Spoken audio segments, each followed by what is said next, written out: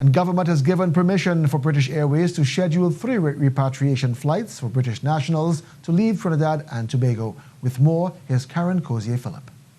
British High Commissioner to Trinidad and Tobago Tim Stew on his Twitter account reported that the British Airways repatriation flights will be available on March 23rd, 24th and 26th, thanks to the TNT government.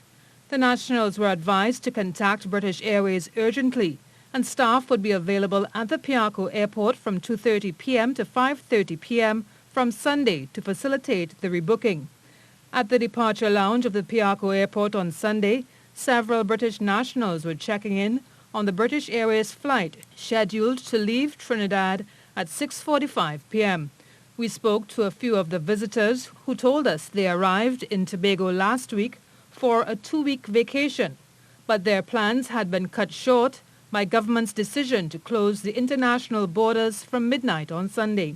Commissioner Stew also posted on Sunday that Virgin Atlantic has asked all remaining British nationals booked on their flight from Tobago to report to the Crown Point Airport for standby travel.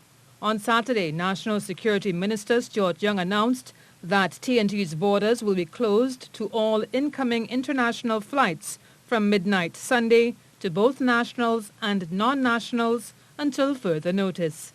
Cozier-Phillip, TTT News. Well, Minister of National Security Stuart Young confirmed via text message that the British Airways flights have been granted permission to enter Trinidad and Tobago this week under certain conditions. He said the flight crews will not be allowed to disembark and they will not be bringing any passengers. And he further stated that these flights are being permitted to allow persons to leave Trinidad and Tobago, thereby reducing the number of persons here who are non-nationals.